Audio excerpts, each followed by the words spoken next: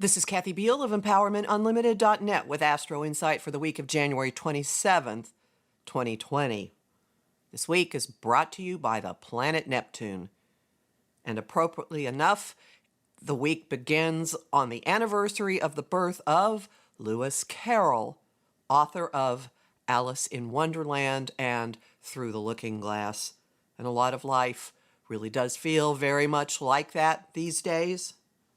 And apart from the obvious parallels of the Mad Tea Party and the courtroom scene, the working metaphor for all of us right now comes from Alice's ability to just go with the flow, to continue to encounter fantastical beings and scenarios, keep her wits about her, and figure out how to navigate it. Neptune is actually the key to that this week. Neptune is a very elusive influence. It's the planet of transcending normal reality, often upended, unhinged from concrete worldly experience. It's the planet of illusion, deception, magic, fantasy, compassion, highest possible love. At the beginning of the week, it is fusing with the other ruler of love and creativity and inspiration, Venus, in the sign of Pisces, where Venus is said to be exalted. Worldly love and higher love, creativity and inspiration. This is, as I've been saying, Disney princess territory. It's fairy godmother, fairy princess, mermaidy energy, poetry, gentleness, being too delicate for worldly reality. They are making a super conjunction at the beginning of the week, which means they're meeting by degree and they're meeting by declination. That alone would offer us some moments of real magic and grace. But there's more going on than just this. As unhinged as Neptune generally is, there is an access point this week for those otherworldly, beautiful, compassionate, la-la energies to come floating down into our normal, mundane reality. Venus and Neptune are making an opportunity aspect or a sextile to beneficent Jupiter, who wants more of everything he touches. He's the planet of indulgence and expansion, and he's in the sign of Capricorn. Down to earth, salt of the earth, hard-working, goal-oriented Capricorn. He is on a degree where Saturn sat for a good while last year, and there are several practical upshots of this that are immediately available to you. This aspect gives us the possibility of softening the striving, the hardness, the harshness, the toil that we're experiencing right now. It has the possibility of softening and making more gentle and kind the evolutionary experience we are undergoing.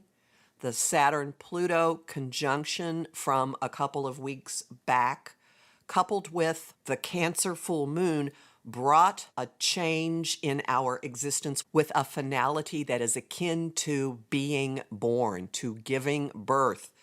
Once something comes out of the birth canal, it is not going back in, and the person who gave birth is not going to be who she was before the moment of birth. There's something in the current process that makes it possible for us to deal with more compassion, with more kindness, with more gentleness, especially toward ourselves, to soften the ground that we are now working, to soften and make more gentle the projects that we're working on, and to bring some higher guidance and bigger purpose information down into what we're doing. This is a tremendous aspect for taking creativity and birthing something from it, making something from it that you can actually use. It's a tremendous aspect for big, tangible, forgiving, compassionate, loving developments in relationships, in our attitude toward ourselves, in our sense of self-worth. Because it's an opportunity aspect, you have to actually engage with it to make it happen. Yet, there's a follow-up influence that will really encourage engaging with it.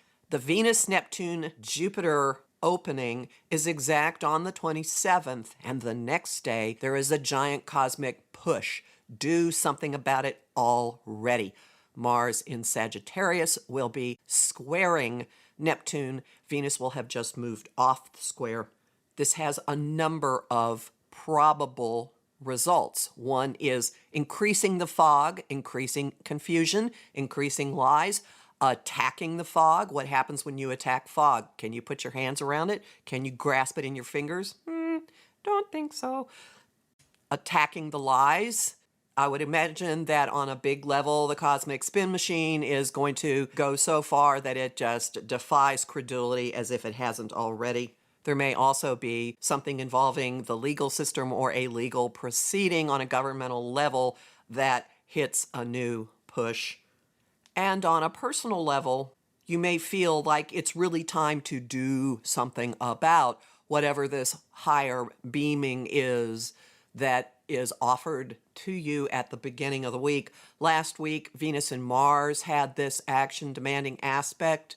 You can look at Venus and Mars as the influence that says, this is what I want, and the influence that says, okay, I'm going to go get it. They had a wham, get in motion aspect last week. This week, Venus has her little dance with the god of higher love, and then Mars has the same bam, gotta go do something about it aspect with him directly. It will be very interesting to watch relationship developments.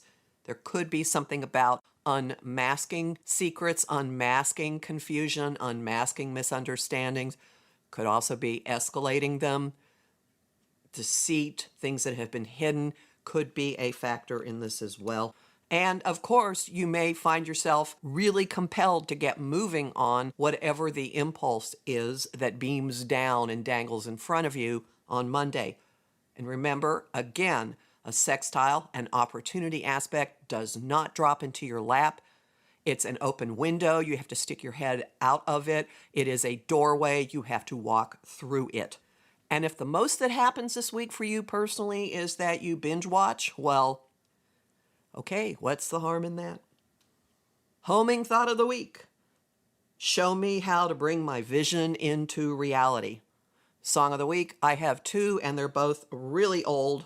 The first is Try a Little Tenderness by Percy Sledge, and the second is Hey, You, Get Off of My Cloud by the Rolling Stones. And the image of the week is A Stairway to Paradise. You'll find more about this in my forecast for last Friday's Aquarius new moon and in my 2020 guide, both of which are available at my site, empowermentunlimited.net, where you can sign up for my mailing list and get a Jupiter in Capricorn guide as a thank you and book a session with me. There's lots of bonus content at patreon.com/Kathy Beal. You'll also find a lot more from me on Facebook at Empowerment Unlimited and the group The Astro-Insight Lounge, on Instagram at @KABeal, and on YouTube at The Professional Aquarian Channel. Talk to you next week.